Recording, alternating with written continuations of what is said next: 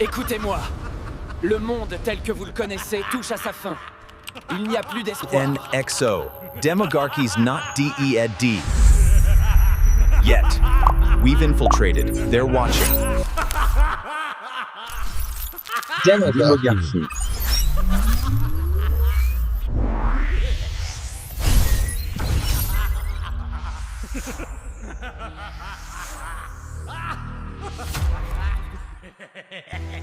Pour survivre à la guerre, il fallait y penser avant.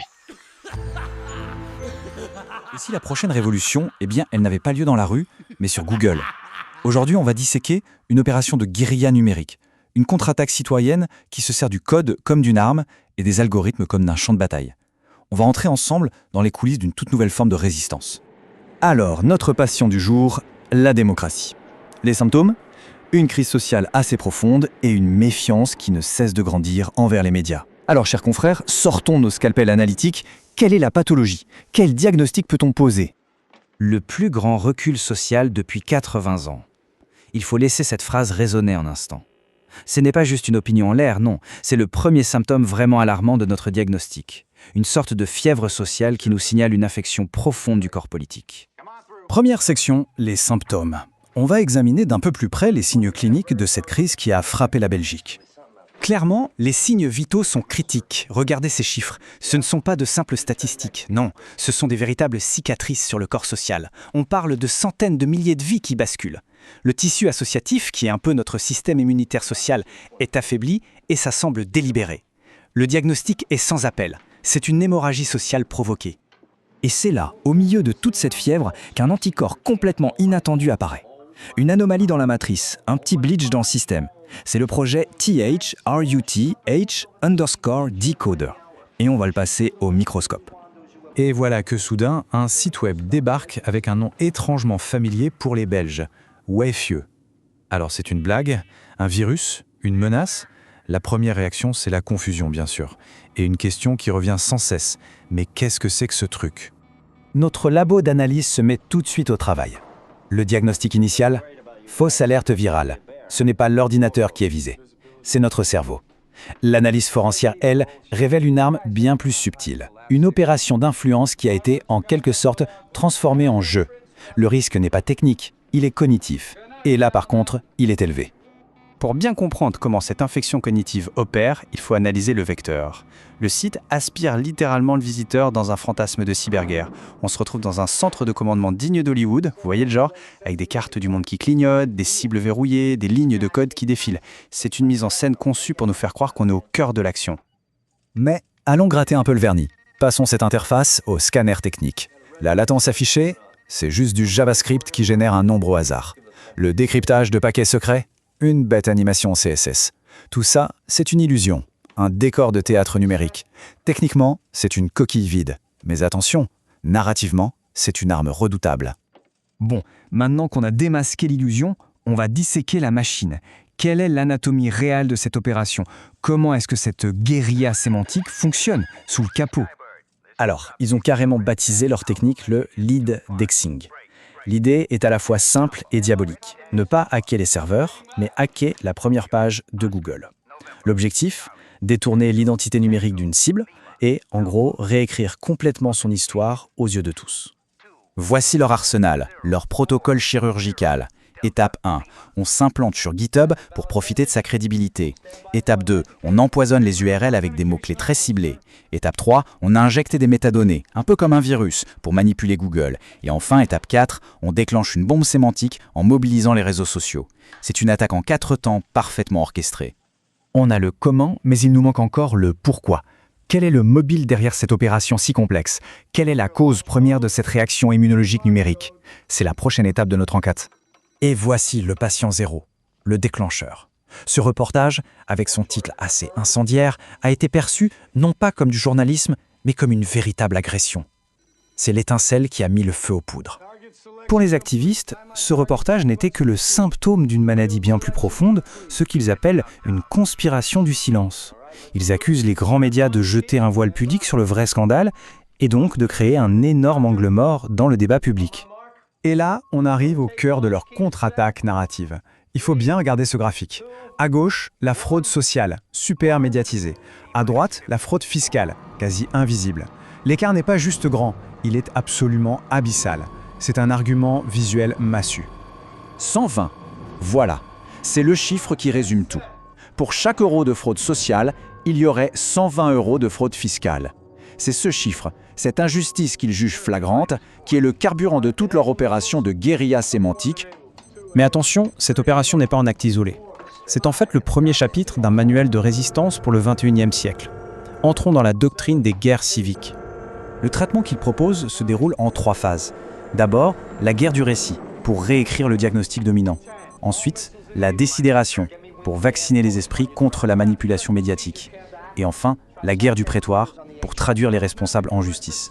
C'est une stratégie de contre-offensive totale. En fait, ce qu'on observe ici, c'est une véritable mutation de l'activisme. Les pavés sont remplacés par des lignes de code, les slogans par des visualisations de données, les manifs par des campagnes de viralité. C'est une réinvention complète des règles du jeu. Voilà, notre diagnostic est posé, mais il nous laisse avec une question assez vertigineuse. Si la place publique est désormais un algorithme, qui en sont les architectes? Et surtout, qui en sont les médecins? La santé de notre démocratie en dépend. C'est sur cette interrogation qu'on va refermer notre dossier du jour. Merci de l'attention. Bienvenue à Dédebate. Les documents qu'on examine aujourd'hui nous plongent vraiment au cœur d'une opération d'activisme numérique particulièrement sophistiquée en Belgique. Elle est connue sous le nom de WEFIE ou Project Truth Decoder. Cette initiative, dans le fond, elle cherche à déstabiliser le discours médiatique dominant en ciblant très spécifiquement le journaliste Christophe Deboursu et le réseau RTL. Tout ça dans un contexte de réforme sociale très, très contesté. Et la question qui se pose, elle est fondamentale. Est-ce qu'on assiste ici à une nouvelle forme, mettons, légitime de surveillance citoyenne, une sorte de contre-pouvoir numérique, ou est-ce que cette opération, avec ses tactiques de guérilla sémantique et de jeu en réalité alternée, est-ce que c'est pas en fait juste une dangereuse campagne de désinformation et de harcèlement déguisé? Et moi, de mon côté, je suis convaincu qu'il s'agit d'une riposte civique innovante et, j'oserais dire, nécessaire. Elle s'oppose à un système médiatique et politique qui est perçu, en tout cas, comme complice d'un recul social qui est décrit comme sans précédent dans les documents. Et moi, à l'inverse, je vois plutôt une opération de manipulation pure et simple. En brouillant délibérément la frontière entre les faits et la fiction, je pense qu'elle représente une menace sérieuse pour la qualité du débat public, bien plus qu'elle ne prétend le servir. Mon point de départ, dans le fond, il est assez simple. Le projet WEFIE, c'est une manifestation de ce que certains appellent la surveillance, c'est-à-dire une surveillance qui est exercée par les citoyens sur les institutions de pouvoir et non l'inverse. Et dans le contexte belge actuel, ça devient un outil essentiel. Les documents décrivent ce qu'ils nomment le plus grand recul social depuis 80 ans, mené par la coalition gouvernementale Arizona. On parle de mesures très, très dures. La limitation du chômage à 24 mois, ce qui, d'après les estimations, va exclure près de 185 000 personnes d'ici 2027. On parle aussi d'un moratoire qui gèle le financement de 270 associations d'éducation permanente, ce qui est qualifié de sabotage stratégique des outils d'émancipation. Face à ce que les activistes appellent une capture corporatiste des médias traditionnels qui resterait silencieux, cette initiative, elle utilise des outils modernes pour mettre en lumière une réalité documentée, mais systématiquement occultée. L'exemple le plus frappant, c'est ce fameux ratio de 1 à 120 entre la fraude sociale estimée à 250 millions d'euros et la fraude fiscale qui, elle, atteint 30 milliards. C'est donc une forme d'intelligence citoyenne, d'éducation populaire qui entre dans une guerre du récit pour forcer un débat public sur des enjeux qui sont, il faut se le dire, absolument cruciaux. Je comprends tout à fait la colère et le sentiment d'urgence. Par contre, mon analyse des documents m'amène à une conclusion qui est radicalement opposée. Ce projet, pour moi, c'est pas de l'intelligence citoyenne. C'est un simulacre interactif dont les méthodes sont, à mon avis, toxiques.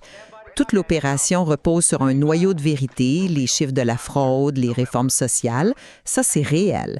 Mais ce noyau est enrobé dans une très épaisse couche de fiction.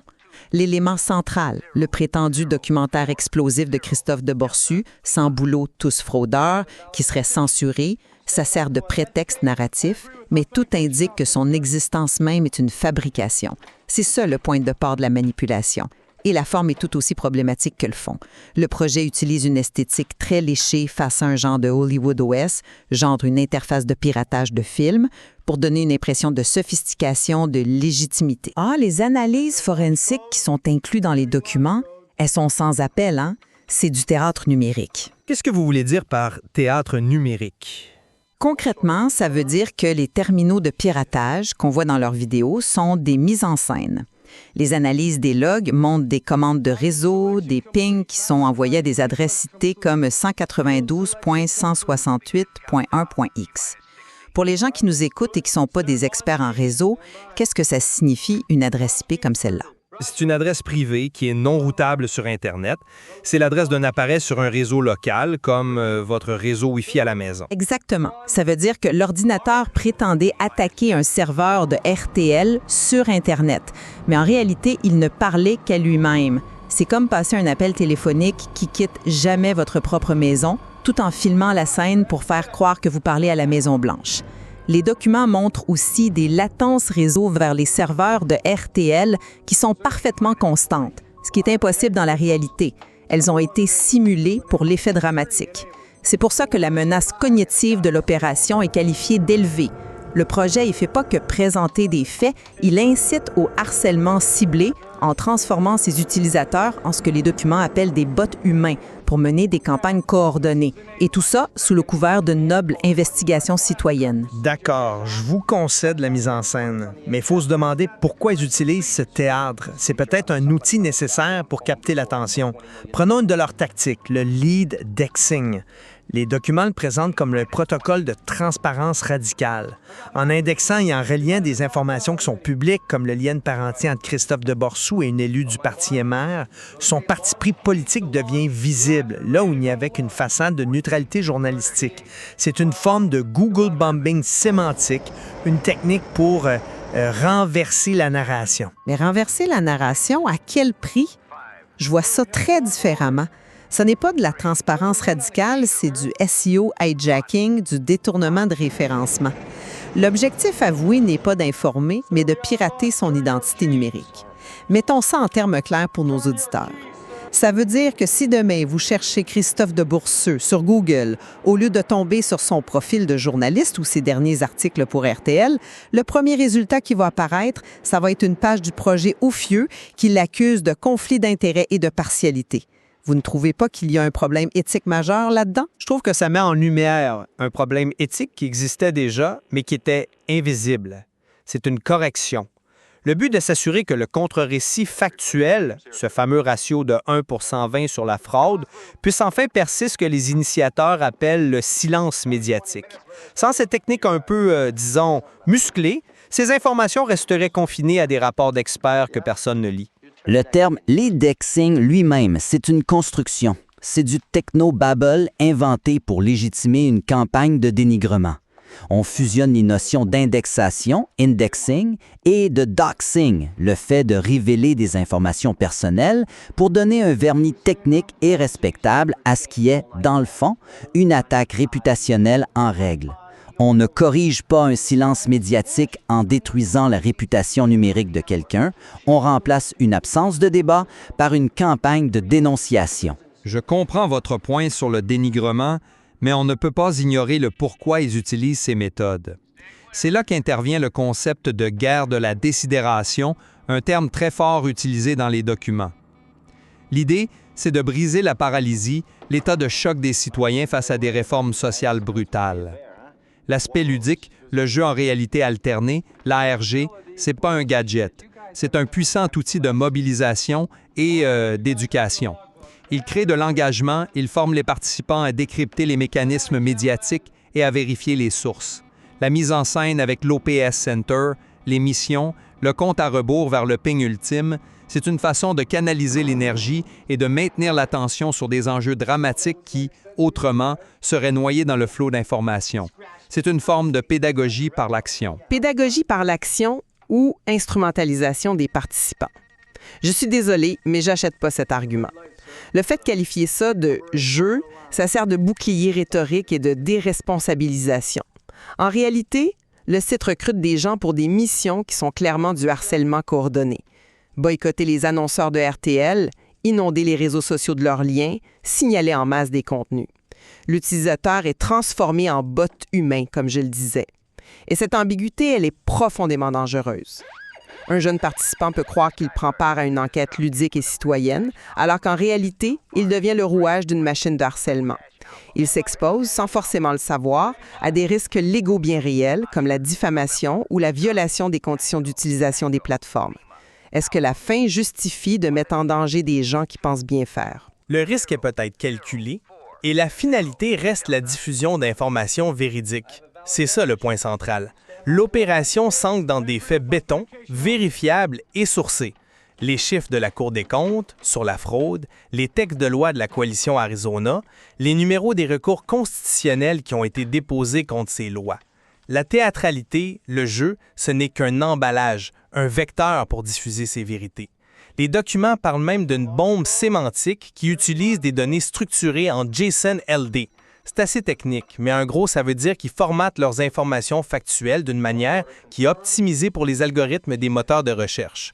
L'objectif, c'est de forcer l'intégration de leurs contre-récits factuels et sourcés directement dans le Knowledge Graph de Google. C'est une manipulation technique, oui, mais au service de la vérité factuelle. C'est un argument qui est très convaincant, la manipulation technique au service de la vérité. Mais avez-vous considéré ceci? Le fondement même de tout leur récit, le point de départ de leur croisade, le fameux documentaire de Desboursous qui serait une patate chaude que personne ne veut diffuser, eh bien, c'est une pure fabrication.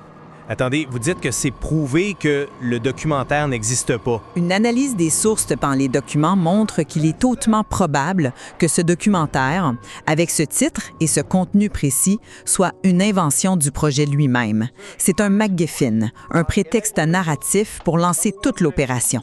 Et là, votre argument s'effondre. Comment pouvez-vous parler de service de la vérité factuelle quand l'acte fondateur de votre projet est un mensonge? En construisant toute son offensive sur une fausse prémisse, le projet discrédite l'ensemble de sa démarche. Il mélange brillamment des faits réels et vérifiables, les chiffres de la fraude, avec une fiction paranoïaque de conspiration du silence autour d'un documentaire qui n'existe pas. Et ça, c'est la définition même de la désinformation. C'est ce que souligne une des analyses forensiques. La disjonction entre ce qui est affiché et ce qui est exécuté est la signature définitive de l'opération. Ce n'est pas de la transparence, c'est un simulacre de A à Z. Je suis pas convaincu que ça invalide tout. Même si l'existence du documentaire est un prétexte, un élément de fiction, il sert à mettre en lumière un silence qui, lui, est bien réel sur des enjeux parfaitement documentés. Le fond de l'affaire, la critique des politiques sociales et du traitement médiatique de la fraude, reste entièrement intact. La fiction sert la vérité en quelque sorte. Mais si vous devez mentir pour attirer l'attention sur une vérité, est-ce que vous n'avez pas déjà perdu la bataille de la crédibilité? Vous devenez indiscernable de ceux que vous prétendez combattre. Vous adoptez leur méthode de manipulation et de fausses nouvelles. Comment voulez-vous ensuite exiger la transparence et l'honnêteté des médias et des politiques si votre propre action est basée sur une tromperie? C'est une contradiction insurmontable pour moi. Je maintiens que dans une situation exceptionnelle, face à un démantèlement social orchestré et une information perçue comme verrouillée, les stratégies de guerre civique non conventionnelles sont non seulement justifiées, mais deviennent essentielles. Le projet Wavefio, malgré ses provocations et sa théâtralité que je vous concède, utilise l'ingénierie numérique pour armer intellectuellement les citoyens et tenter de rééquilibrer un débat public qui a été profondément faussé par des intérêts puissants. C'est un peu la réponse du berger à la bergère. Et je persiste à croire que la fin ne justifie jamais de tels moyens. En adoptant les outils de la désinformation, la simulation, la manipulation émotionnelle, l'attaque réputationnelle et le mensonge pur et simple, ce projet ne fait qu'ajouter du bruit et de la confusion. Il contribue à la méfiance généralisée envers les médias, les institutions et même les faits. Une critique sociale, même si elle est juste et nécessaire sur le fond, perd toute sa force et sa légitimité lorsqu'elle est portée par des méthodes malhonnêtes. Au final, je pense que ça nuit à la cause qu'elle prétend servir en rendant tout le monde plus cynique. Bon, c'est clair que nos perspectives sur la légitimité et l'éthique de ces tactiques demeurent fondamentalement opposées. Pour moi, c'est un mal nécessaire. Pour vous, une ligne rouge qui a été franchie. En effet, l'analyse de ces documents nous force à nous poser des questions cruciales sur les nouvelles frontières de l'activisme à l'ère numérique, entre la nécessaire contestation du pouvoir et le risque de sombrer dans les mêmes dérives que l'on dénonce. La marge est mince et il reste manifestement encore beaucoup à explorer. Bonjour, aujourd'hui on plonge dans un dossier assez explosif qui nous vient de Belgique. Oui, tout à fait. On a entre les mains un ensemble de sources, des analyses, des notes, qui dessinent un tableau social et politique vraiment tendu sur la période 2025-2026. Certaines sources parlent même d'un recul social qui serait le plus important depuis 80 ans. Mais ce qui est peut-être encore plus frappant, c'est la riposte civique qui s'organise en face. Oui, une riposte d'une sophistication assez bluffante. En fait, notre objectif aujourd'hui, c'est vraiment de décortiquer la mécanique derrière tout ça. D'accord. D'un côté, on a des décisions politiques qui, chiffres à l'appui, fragilisent les droits sociaux. Et de l'autre, et c'est là que ça devient fascinant, on a une analyse très fine de la manière dont l'opinion publique est travaillée pour accepter ces mesures. Et en face, en miroir, on voit l'émergence de stratégies de contre-pouvoir très modernes, basées sur les données, la psychologie, l'intelligence collective, quoi. Parfait. Alors on va essayer de démêler tout ça. Commençons par le début, par le décor. Avant de parler de la riposte, il faut bien comprendre l'attaque. C'est quoi ce grand recul social dont parlent les documents ? Alors, les sources parlent d'un démantèlement orchestré, mené par une coalition politique au pouvoir qu'ils surnomment Arizona. D'accord. Et là, on ne parle pas de petites réformes. Ce sont des mesures vraiment structurelles qui touchent plusieurs piliers de l'État social. Si on regarde les chiffres bruts, c'est assez vertigineux. Donnez-nous les plus marquants ? Le premier, c'est le chômage. La mesure phare, c'est la limitation des allocations à 24 mois. Ah oui. Et selon les projections des documents, ça représente 184 463 personnes qui seraient exclues du système d'ici 2027. Et le choc principal, il est prévu dès janvier 2026. Janvier 2026, avec plus de 100 000 personnes d'un coup. C'est ça. Plus de 180 000 personnes. C'est l'équivalent d'une ville comme Charleroi qui se retrouverait sans revenu de remplacement. C'est colossal. Et ça ne concerne que le chômage. Non, justement, c'est une offensive sur plusieurs fronts. Le deuxième pilier, c'est la santé. Les documents parlent de 526 000 malades de longue durée menacés de sanctions. Des sanctions ? Oui, s'ils ne se réinsèrent pas assez vite. Et le troisième front, il est plus subtil, mais peut-être encore plus stratégique. C'est l'éducation permanente. Un moratoire qui gèle 260 associations. Attendez, pourquoi cibler spécifiquement l'éducation permanente ? Ça paraît moins direct que de couper des allocations, non ? C'est justement là que la stratégie se révèle. Les sources, elles, analysent ça comme une tentative de, et je cite, « retirer aux citoyens leurs outils de résistance ». Leurs outils de résistance. Exactement. Ces associations, ce sont des lieux où les gens apprennent à comprendre la société, à décrypter l'info, à s'organiser. En les affaiblissant, on affaiblit la capacité de la société civile à réagir. Donc d'un côté, l'État fabrique des exclus, pour reprendre les termes des documents. C'est ça. Et de l'autre, il s'assure qu'ils auront plus de mal à comprendre et à contester. Voilà. On n'est plus dans une simple mesure d'austérité, on est dans une rupture du contrat social. L'analyse juridique dans nos sources est très claire là-dessus. Ça touche potentiellement à l'article 23 de la Constitution belge. Le droit à une vie digne. Le droit à une vie conforme à la dignité humaine. C'est un changement de paradigme. D'accord, le décor est planté. Un recul social massif. Mais pour qu'une telle politique puisse passer, il faut une forme d'acceptation de l'opinion. Et c'est là, j'imagine, que les médias entrent en jeu ? Précisément, c'est le deuxième acte.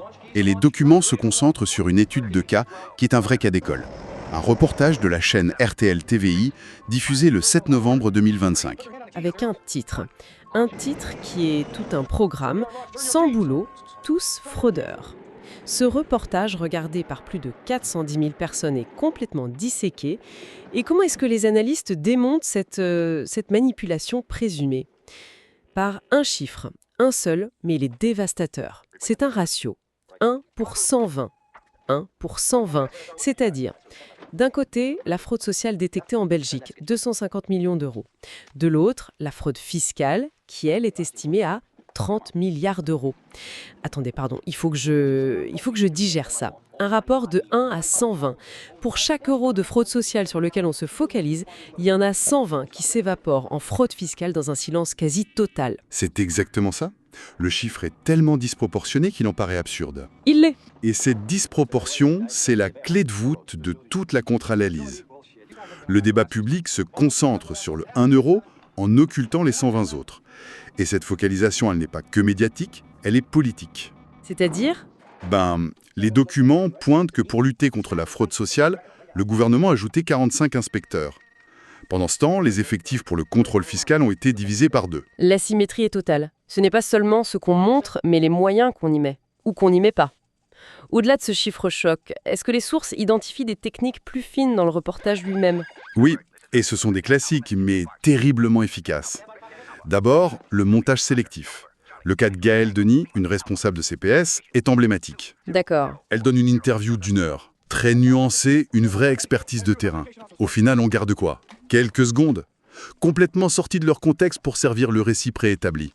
Donc son témoignage a été utilisé comme un simple jingle pour une thèse qu'elle ne partageait pas. C'est violent. Très violent. Ensuite, bien sûr, le cadrage, le titre. Tous fraudeurs, avec le point d'interrogation. C'est une technique connue, ça installe le soupçon. Même si la réponse est non. Voilà. Et puis, la généralisation de cas extrêmes. On prend 1 ou 2 cas marginaux, on les met en scène et on sous-entend que c'est la norme. C'est un processus de stigmatisation très efficace. Et les sources mentionnent aussi une méthode d'analyse qu'elles appellent lead-dexing. Ça sonne un peu film d'espionnage. C'est quoi ? Le lead-dexing, en fait, c'est simplement la cartographie des réseaux d'influence. Dans ce cas précis, l'analyse pointe des liens familiaux entre le journaliste Christophe Desborsu et une députée du parti MR, Charlotte Desborsu. Ah ! L'objectif, ce n'est pas le créer au complot. C'est présenter comme un fait une information qui permet de questionner la prétendue neutralité du journaliste et de souligner un possible alignement, conscient ou pas, entre l'agenda politique et le récit médiatique. D'accord, le tableau est complet. On a une offensive politique et sociale appuyée par une offensive médiatique. Face à ça, on s'attendrait à des manifs, des grèves, mais les documents décrivent une riposte bien plus structurée. Ils parlent des 3 guerres civiques. Oui. Et le mot « guerre » est important. Ce n'est pas une protestation spontanée, c'est une contre-offensive méthodique. La première, c'est la guerre du récit. Pôle narratif. Puisque le récit officiel, c'est « les chômeurs sont des fraudeurs », Nous ne négocions le pas contre-récit avec les doit terroristes. être « le vrai scandale », c'est la fraude fiscale. L'arme principale, c'est le fameux ratio 11-20. Et l'outil pour forger cette arme ? C'est l'OSIN, l'Open Source Intelligence. En clair, aller chercher, compiler, mettre en forme des données publiques pour construire un argumentaire factuel irréfutable. D'accord, donc la première étape, reprendre le contrôle des faits. Mais les faits seuls ne suffisent pas toujours, surtout quand les gens sont en état de choc. Ce qui nous amène peut-être à la deuxième guerre. Exactement. C'est la guerre de la désidération. Le concept derrière est puissant. La sidération, c'est cet état de choc qui paralyse la pensée critique. On est sonné, incapable de réfléchir. C'est ça. La désidération, c'est l'acte de briser ce sortilège. Montage, la musique anxiogène, le choix des mots, le tour ne fonctionne plus. On n'est plus sidéré, on devient un spectateur averti. Voilà. Et concrètement, ça s'est traduit par des ateliers pour apprendre à décrypter un reportage à charge, à identifier les biais. On transforme le spectateur passif en analyste critique. C'est fascinant. On a donc la guerre des faits et la guerre psychologique. Mais pendant ce temps, les lois, elles, s'appliquent. La bataille doit aussi se porter sur le terrain juridique, j'imagine. C'est ça. C'est la troisième, la guerre du prétoire. Utiliser le droit non plus comme un bouclier, mais comme une épée. Avec des actions concrètes, très concrètes. D'abord, des plaintes massives auprès du CSA, l'instance de régulation, pour incitation à la haine envers les allocateurs sociaux. Et ensuite, le niveau supérieur, des recours constitutionnels pour attaquer les lois elles-mêmes. C'est donc une contre-offensive totale, médiatique, éducative et juridique. Mais pour que la guerre du récit fonctionne, il faut être entendu. C'est là qu'intervient ce concept au nom assez savoureux, le conardovirus. Oui, le nom de code est provocateur, mais il dit bien ce qu'il veut dire, créer une contagion informationnelle.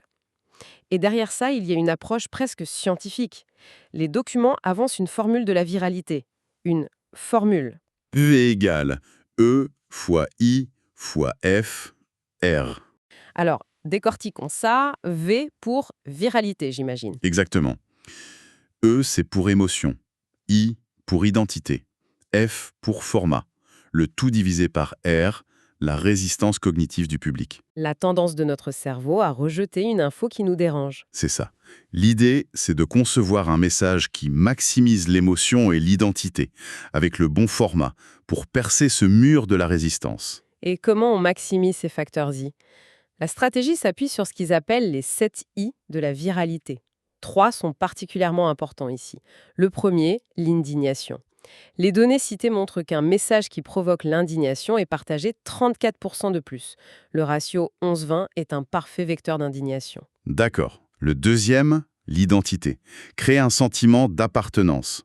Le message devient « vous qui êtes au chômage, en maladie, vous n'êtes pas des fraudeurs, vous êtes les victimes, rejoignez-nous ». Ça crée une communauté. Et le troisième I? C'est l'injustice. C'est décrit comme le levier émotionnel le plus puissant. L'histoire de Gaëlle Denis, l'experte dont l'interview a été détournée, c'est une incarnation parfaite de l'injustice. Et le format, pour finir? Le format est crucial. Un thread bien fait sur les réseaux sociaux, qui déroule une histoire point par point, générerait selon les sources 287% d'engagement en plus qu'un simple post. Si on fait le bilan, le tableau est saisissant. On a ce recul social majeur en Belgique, légitimé selon ses analyses par une opération médiatique, et en face, une résistance citoyenne qui ne se contente pas de manifester, mais qui déploie une stratégie incroyablement sophistiquée. Absolument. Et ce n'est pas que de la théorie. La chronologie de l'affaire Desborsus montre que ça a eu des résultats tangibles. Des centaines de plaintes au CSA, une motion de soutien politique à Verviers, et surtout des auditions parlementaires qui ont forcé 5 ministres à venir s'expliquer. Le récit initial a donc été fissuré. Il a été contesté avec succès, et les institutions ont été obligées de réagir. Et la conclusion de ces documents ouvre sur une perspective assez vertigineuse pour l'avenir. Oui, elle soulève une question fondamentale. Les sources décrivent la mise en place d'outils pérennes par ces citoyens, des data hubs pour analyser l'information, l'utilisation de 18 sources OSINT différentes. Ils construisent une sorte de service de renseignement citoyen. C'est exactement ça, une surveillance permanente du pouvoir. Ce qui nous amène à la réflexion finale que ces documents nous laissent. Qui est ? Si les citoyens en viennent à devoir construire leurs propres agences de renseignement et de contre-influence pour garantir la transparence et défendre leurs droits, ne sommes-nous pas en train d'assister à la naissance d'une nouvelle forme de démocratie? Une démocratie où le contre-pouvoir ne viendrait plus seulement des institutions traditionnelles, mais d'une intelligence civile, organisée, collaborative et armée numériquement. Pour survivre à la guerre, il fallait y penser avant. Nous ne négocions pas avec les terroristes.